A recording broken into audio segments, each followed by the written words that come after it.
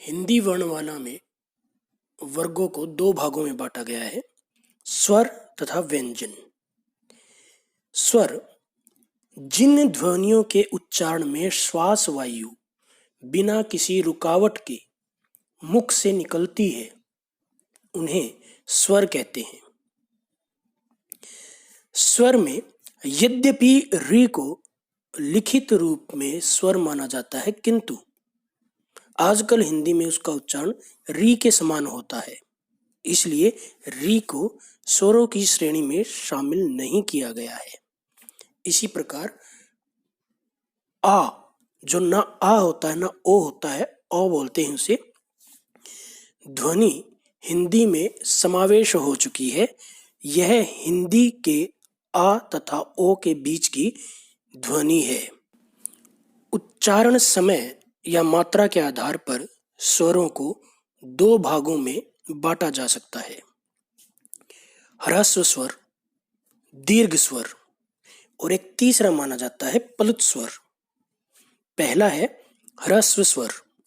जिन स्वरों के उच्चारण में मात्रा का समय सबसे कम लगता है, उन्हें ह्रस्व स्वर कहते हैं, जैसे ए, ई, उ।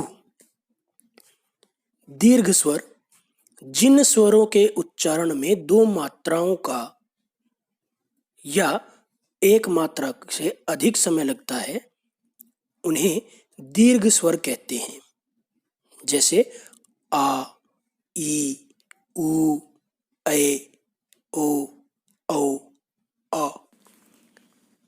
प्लुत स्वर जिन वर्णों के उच्चारण में तिगुना समय लगे, उन्हें प्लुत स्वर कहते हैं, जैसे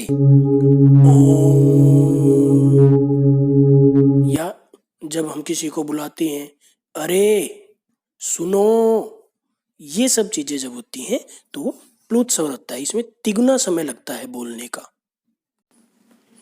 ओष्ठाकृति या होठों के आधार पर स्वरों के दो भेद किए जा सकते हैं। वृत्ताकार स्वर, इनके उच्चारण में होठों का आकार गोल हो जाता है, जैसे उ, ऊ, ओ, औ, आ। आप बोल के देखिए, इसमें आपके होठों की आकृति गोल रहेगी। दूसरा है अवृत्ताकार स्वर।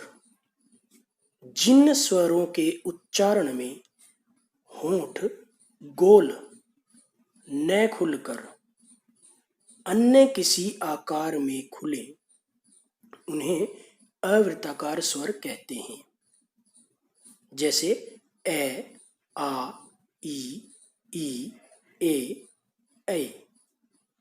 ध्यान कीजिए, वृत्ताकार, वृत्त मतलब गोल, अवृत्ताकार जो गोल न हो। तो वृत्ताकार में जिसमें होठ गोल खुले, अवृत्ताकार जिसमें गोल को छोड़कर और किसी भी आकृति में होठ खुले। उच्चारण स्थान के आधार पर स्वरों के दो भेद किए जा सकते हैं, अनुनासिक तथा निर्नुनासिक स्वर। निर्नुनासिक स्वर वे हैं जिनकी ध्वनि केवल मुख से निकलती है। अनुनासिक स्वर, इन स्वरों के उच्चारण में ध्वनि मुख के साथ साथ नासिका द्वार से भी निकलती है। अतः अनुनासिकता को प्रकट करने हेतु शिरोरेखा पर ऊपर चंद्र बिंदु आती है, किंतु जब शिरोरेखा के ऊपर स्वर की मात्रा लगी हो, जैसे ई की मात्रा हो गई, कोई मात्रा आ जाए ऊपर, तब चंद्र बिंदु के स्थान पर मात्र बिंदु लगाई जाती है। जैसे हंस एक पक्षी है, हंस लिखते जिस समय हम ऊपर बिंदु लगाते हैं, और हंसना एक क्रिया है, उसमें ऊपर चंद्र बिंदु लगती है। जिन ध्वनियों का उच्चारण करते हुए हमारी श्वास वायु मुख के किसी भाग से टकराकर बाहर आती है, उन्हें व्यंजन कहते हैं।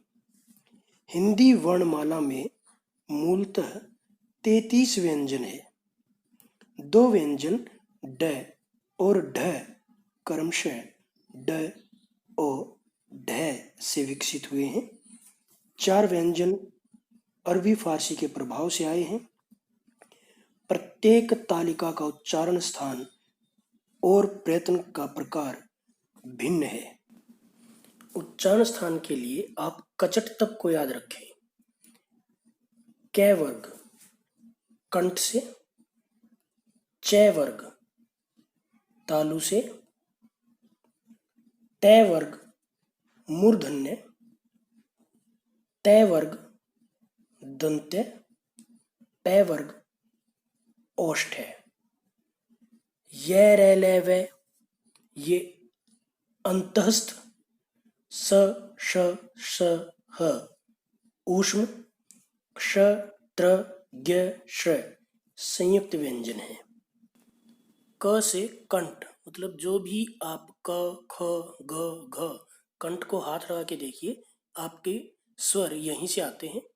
तालव्य तालु च छ ज झ य श, आपकी जीभ ऊपर की तरफ प्लेन होकर तालु से टच करती है, छू जाती है। मूर्धन्य ट ठ ड ढ न, जो भी ऐसे वर्ण बोलते हैं आप, तो जीभ की नोक ऊपर तालु से नोक टकराती है और झटके के साथ नीचे गिरती है।